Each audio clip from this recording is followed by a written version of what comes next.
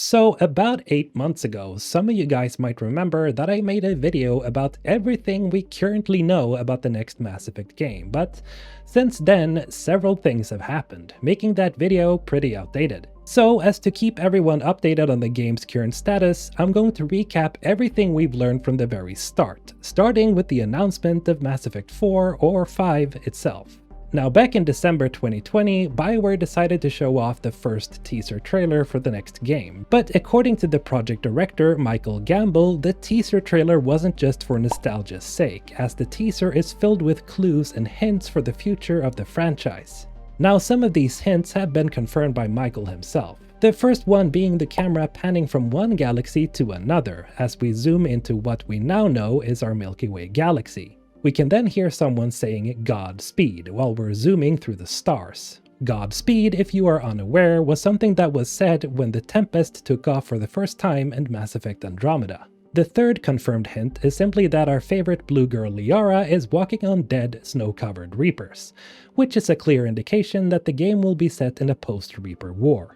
Earlier in the trailer, we also see a destroyed mass relay as we zoom past all the space junk, which again reinforces that the game's going to be a sequel to Mass Effect 3 of sorts. Now, with all this said, the teaser trailer isn't all we've gotten since then, as on N7 Day last year, the Mass Effect team gave us another sneak peek in the form of an official poster for the next game. This poster again hides several hints for the future of the franchise, and it was even confirmed as much by none other than Bioware's own general manager, Gary McKay, on the Bioware blog, where he stated that there are at least 5 teases that the team had hidden in said poster. So far, the ones that I and many of you guys have managed to find are the following. The first and most obvious tease is that the big crater in the center of the poster is shaped like a Geth, indicating a return of our favorite AIs. Together with this shape, there are also bodies of both Geth and Quarians in said crater, indicating that this could be the result of an ongoing conflict in the game. Moving down on the poster, we see 4 individuals walking towards the center of the crater, and among these we can make out one Krogan in red battle armor. A Krogan that I'm pretty sure is either Rex or someone that has inherited his armor, possibly Grunt. Anyway, we also get a glimpse of what could be the successor to the Normandy SR2, this being a white ship that looks smaller in size. There's also text on the top of the ship that says SFX, which could be a reference to what Mass Effect's original working title was, that being Science Fiction X. What this could mean is hard to say, but considering that the Mass Effect team put this in for a reason, the Science Fiction X tease could mean that Bioware's going back to their roots on this one, and that we'll see a game that's more similar to the first Mass Effect. Have in mind, this is just speculative, but this is what I gather from it anyway. Speaking of going back to their roots, when the teaser trailer was released, Michael Gamble proceeded to post a slew of tweets where he mentioned several team members and their history with Bioware. Among some of these members of the team, we have folks like Derek Watts, who's the original art director for the Mass Effect series. Brennan Holmes, a veteran programmer for the series who's now a producer for the game. Parrish Lay, who's been the cinematic director throughout the original trilogy, but who's also the mastermind behind many huge moments in the original trilogy. Dusty Everman. Now this is the guy responsible for the original Normandy, and he's the one who brought it to life in the first Mass Effect. Now these folks are just a few of the talented individuals that's part of the development team for the next Mass Effect, as the team has grown pretty large since the announcement. Some of the latest hirings have been pretty exciting as well. One individual in particular being Mary DeMarle, who's been hired as the narrative director. Mary, for those of you who are unaware, was the lead writer for Deus Ex Human Revolution, and more recently she was the executive narrative director for Guardians of the Galaxy that released last year, a game that won the award for Best Narrative in a Video Game. And having played Guardians of the Galaxy myself, I'd say that Mary's involvement in the next game is incredible news and has raised my own hopes for the future of Mass Effect by an astronomical degree.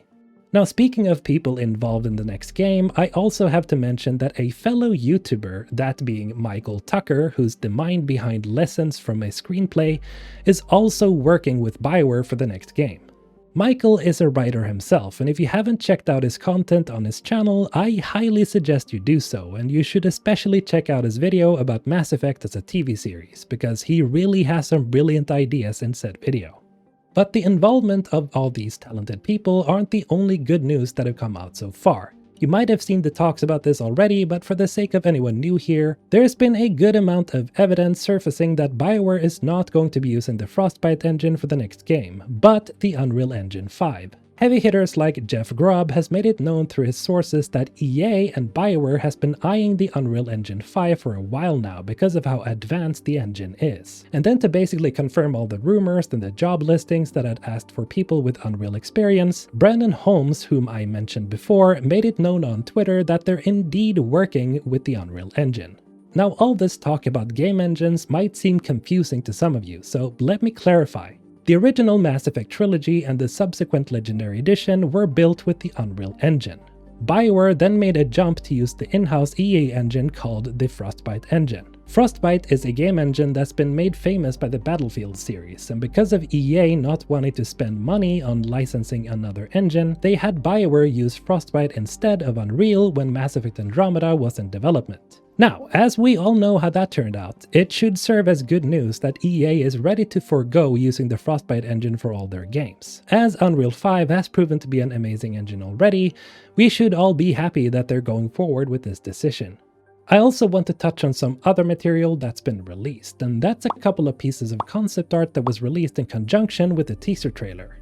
Now, this concept art is just that, concept art, meaning that whatever we see here might not make it into the game. However, it is worth to mention that since Bioware decided to share these pieces publicly, I think it's safe to say that we might still see some elements of whatever we're seeing here in Mass Effect 4 or 5. To clarify, we have one piece which shows a mass relay being built. However, it has a different aesthetic to it than the regular metallic blue that the mass relays are famous for.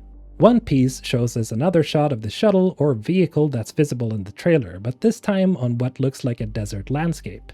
In another, we again see the shuttle to the left and several individuals walking towards what looks like a large hatch or bunker located in a swampy environment. The last piece has us looking at a landscape that's getting terraformed or harvested by advanced technology. And by the looks of it, this has the design of Remnant's technology that we saw in Mass Effect Andromeda. It could be something else, however, but the aesthetic is very similar.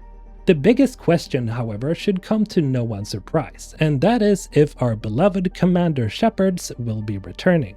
Now, there's been no confirmed information of this so far, however, there was one pretty big event back in May this year, where I covered a very peculiar thing on the official Bioware gear store. This thing that I'm speaking of is of course a piece of text attached to the official Mass Effect lithograph that mentioned, quote, Shepard and the survivors picking up the pieces after the Reaper War. Now, this piece of info understandably put the entire fanbase into a frenzy up until Michael Gamble dispelled the entire situation by stating that this was just an error in the product description, and that the one that wrote the description had no real knowledge of the games.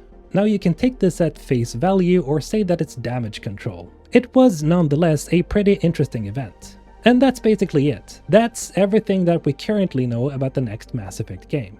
Leave your thoughts down below and tell me if I missed something. And don't forget to buy all your Bioware merch through my personal link to support the channel. As always, have a great day guys. Mr. Olton, signing out.